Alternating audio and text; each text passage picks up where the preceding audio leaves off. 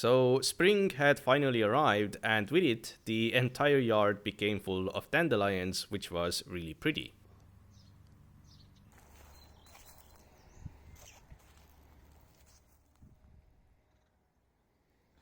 I especially like the way there are also dandelions growing in the cross section of the stones here.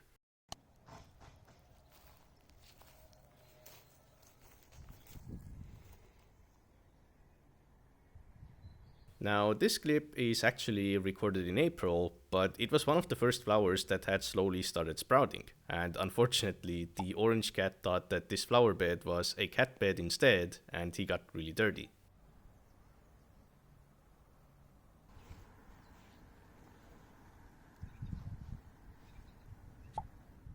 I'm glad to say that this year the storks returned as well, although I have my suspicion that this stork is actually not the same one as last year, and the reason why is because when they arrived for a week or so, you'd occasionally see a total of up to 4 storks trying to get the nest to themselves, and I'm assuming that the ones who got it were not the previous owners, because for some reason, whenever I walk near this nest, almost every single time this new stork gets scared and flies away, but last year they were not scared of me whatsoever and occasionally walked around the yard as well. Also, it's a bit unfortunate, but this year it seems that there was no baby stork. But anyway, the cracked wall that I talked about last year finally collapsed, and even though I sort of knew that it was a bad idea, I decided to try and see if I can somehow glue it back together, but obviously that way it just wasn't going to work, so I just removed the broken parts and left it as it is and used the leftover mortar to fix some random cracks at other places.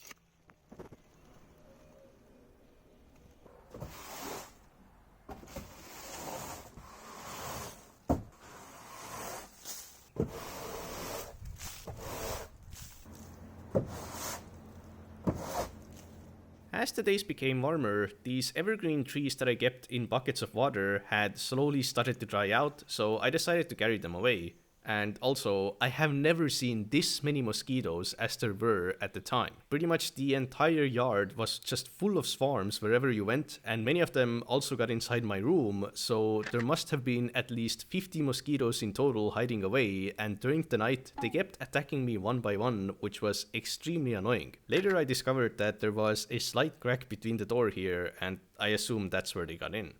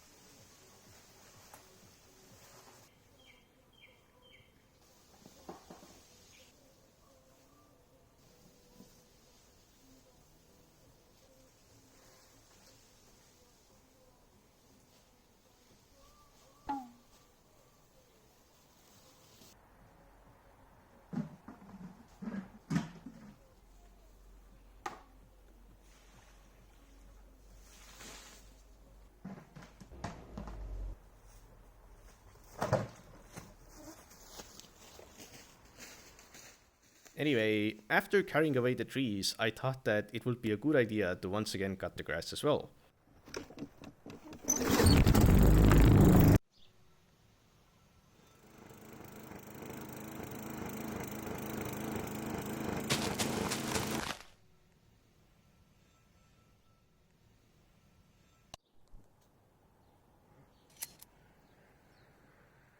Anyway, the orange cat decided to come and explore this room after its renovation for pretty much the first time as well, and he kind of blends in with the floor pretty well.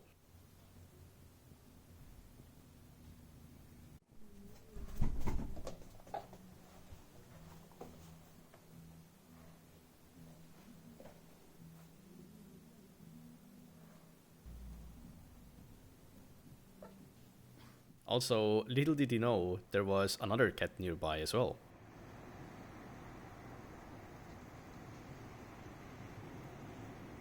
Last year, I mentioned that this place was getting optical fiber, the installation of which required quite a lot of work that had to be done before the ground froze, and despite succeeding, came out that the infrastructure still wasn't finished, so I still couldn't get fast internet until spring. However, regardless, before that, the cable had to be brought from the basement up to this room, so there was still a bit of work to do underground. And that wasn't particularly difficult, however, I noticed something odd.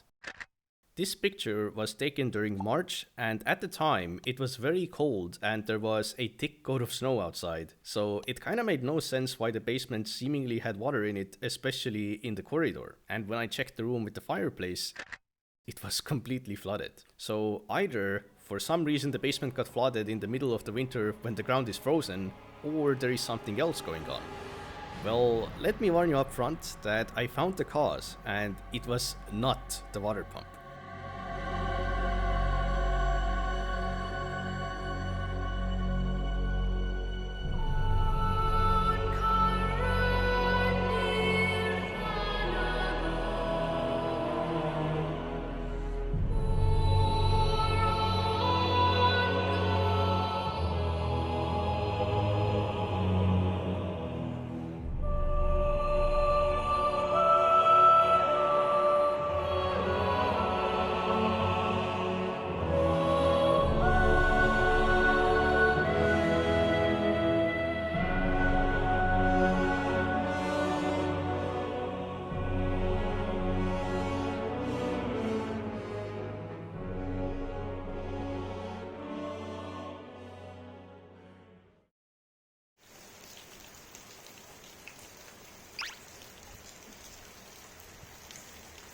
So essentially, the sewage pipe had exploded, so literally everything that went down the toilet or the sink collected into the basement for an entire month. So the only way to clean it out was to mix it with peat, which is basically like dirt, and carry it out with a bucket one by one. The reason it happened was because the sewage hole where the pipes connect to most likely turned into a vacuum, meaning that there was nowhere for the air to escape, so the pressure just built up and disconnected the pipe. As a temporary solution, putting the open pipe here as an air escape seemed to fix it, and just to be safe, the pipe that got disconnected also got fixed against the wall, so it would never happen again. Also, you're probably wondering, but it actually didn't really smell that bad here, most likely because it was pretty cold in the basement, mixed with it having pretty decent airflow, so luckily there was no issue with that. So even though it was quite a shitty day, it was also pretty funny at the same time, and at least in the end I finally got fast internet as well.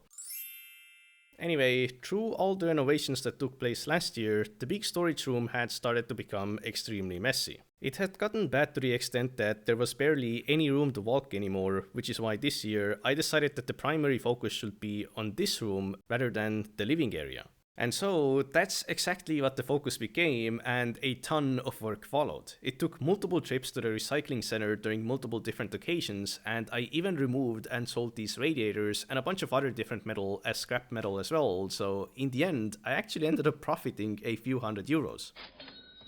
During the cleaning, I also found a bunch of interesting things, such as this still working Soviet-era mixer. However, when it comes to clearing out this amount of junk, you really have to be brutal when it comes to throwing things out, so most of it just got tossed, but a few things remained, such as this oil lamp.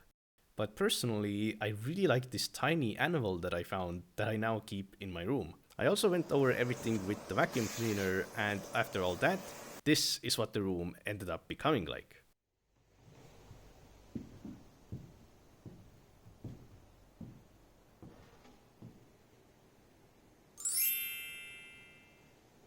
Clearly, there is much more room and it's much cleaner as well. In reality, to start renovating this room in terms of things such as painting the walls or the floor and so on, it would preferably need to be completely empty, and I'm not sure if there will be time for that this year, but what it has become even now is already a huge step in the right direction. During the same time, I also decided to clear out this porch area, which was also full of various junk, including a cup that was full of some old coins, a shelf that wasn't even intact anymore, and a bucket of presumably silicone that had completely hardened, and the bucket itself had also become extremely brittle.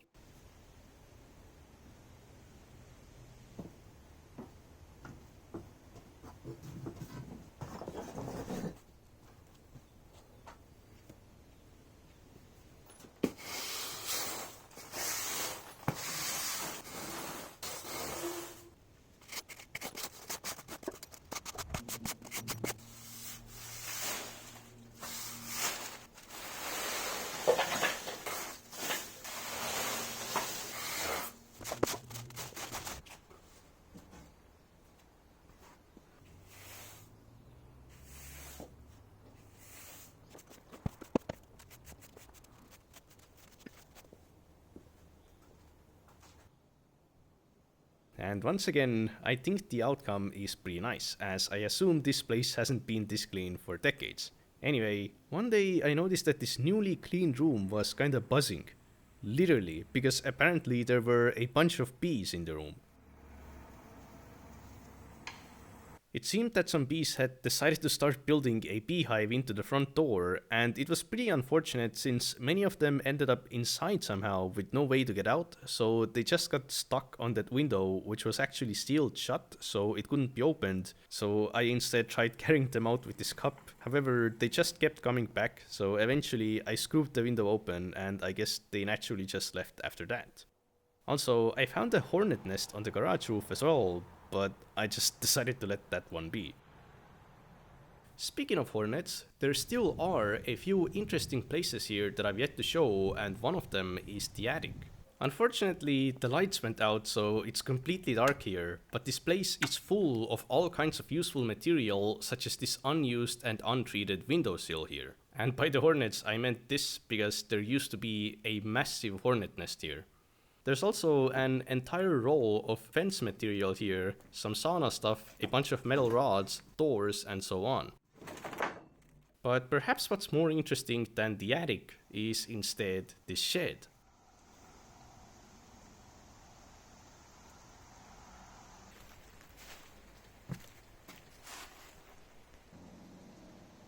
There is an upper floor, which is once again filled with tons of material, such as these wooden slats, one of which I tried desperately restoring last year, even though it comes out that there are a bunch of them here. And once again, you can find a stack of unused windowsills, which might definitely come in handy one day.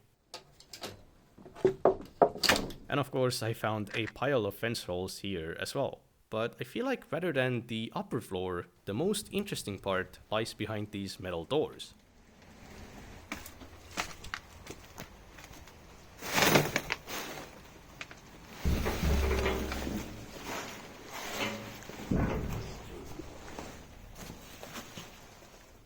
The moment you enter, there is this very strong, particular smell that lets you know exactly what you might expect to find here, which is also why there is a massive oil tank here. Not this one, but instead, that one.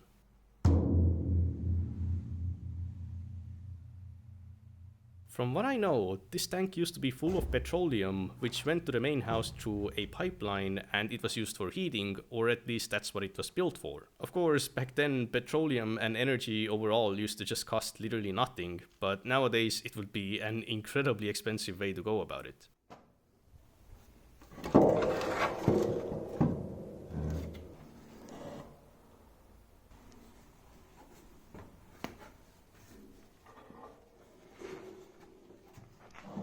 If I recall correctly, there still was a large amount of petroleum left over, but it was sold like 10 years ago, and sure enough, the tank is now completely empty.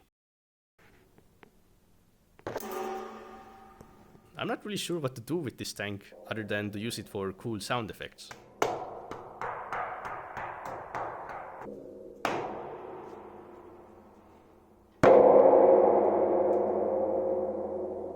I also decided to check into the smaller tank as well, and sure enough, that one was empty as well.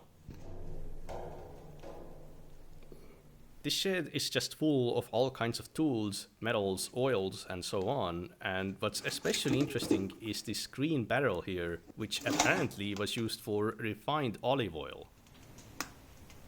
So essentially, when you take all of these locations into consideration, then the amount of things there are here truly seem endless. It's honestly kind of interesting to think how different life used to be back then, considering that almost all of these things had some kind of a purpose, and a part of the reason why there are so many of them was because people used to buy excess spare parts and materials up front, just in case for years and years to come, as most of those things that they were for were designed to be kept for an entire lifetime.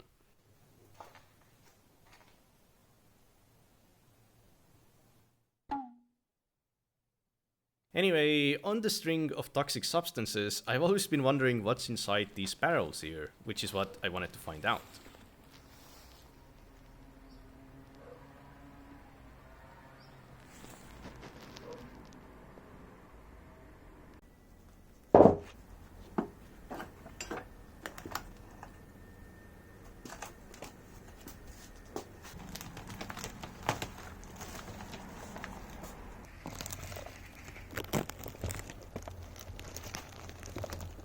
The first barrel seemed to be full of very reflective liquid that smelled like paint, so I decided to dip a piece of paper into it to see what color the liquid is, and to my surprise, it was just completely clear. So I decided to open the next one.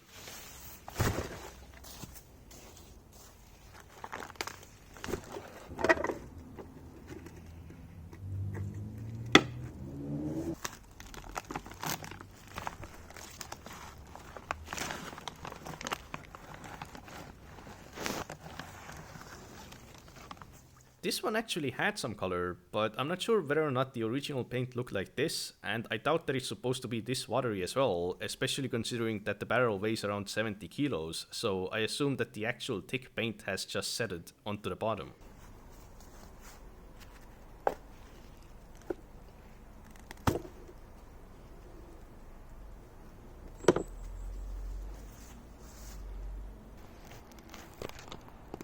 This one looked pretty disgusting, and I assume that it's the same yellow paint that the barrel had been painted as, but it had just turned into this weird fleshy substance instead. And finally, it was time to check the camouflage barrel that had tanked all the dirt from the previous porch cleaning segment, and this one was actually kinda interesting because it had this purplish blue paint on the bottom that had almost crystallized, and it looked pretty cool.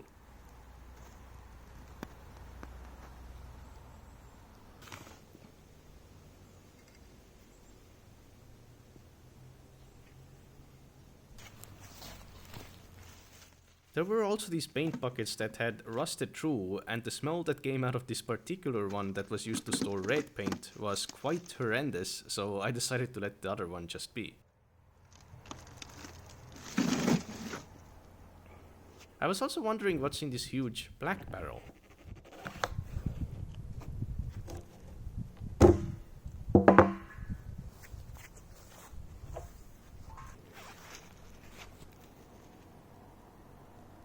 And once again, it was just a bunch of reflective liquid, but this one pretty much smelled like nothing, so I assumed that it was just water. Also, in preparation for the winter, I decided to clean the fireplace, starting with removing the ashes. The easiest way to do so is to use the ashtray, but it was kind of stuck and I feel like there were too many ashes anyway, so I thought that maybe I should just remove the bulk of them using the shovel, but I already knew how bad of an idea that was, which is why I contemplated for quite a while before dropping the first pile into the bucket, and yeah, obviously I wasn't going to do that again. So I decided to still see if I can somehow open the ashtray.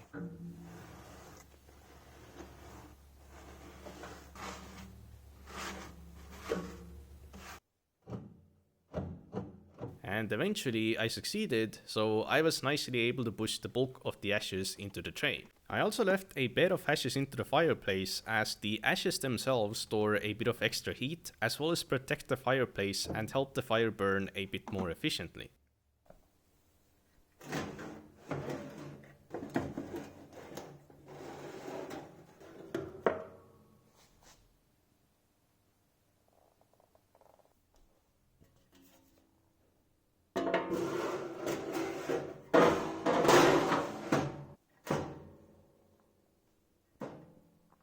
After that, I wanted to clean the glass, which had gotten quite dirty, so I used some kind of a specific cleaning agent and let it sit for around 5 minutes.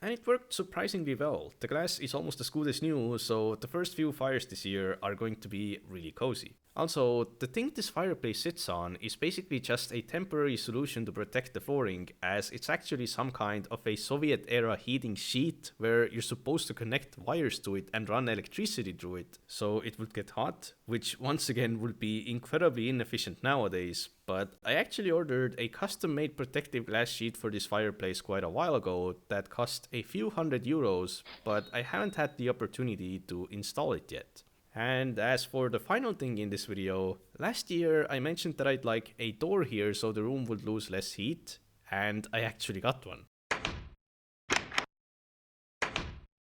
Now, at first, I really wanted to use the original door that actually used to be here, but unfortunately, through the renovation, the floor height changed, so the door was a bit too short, and it would have also required a custom door frame as well, which wouldn't have been very easy either. Ironically though, a modern store-bought door fit here perfectly, and while it was pretty expensive in total, at least it's good quality and serves some kind of an actual practical purpose.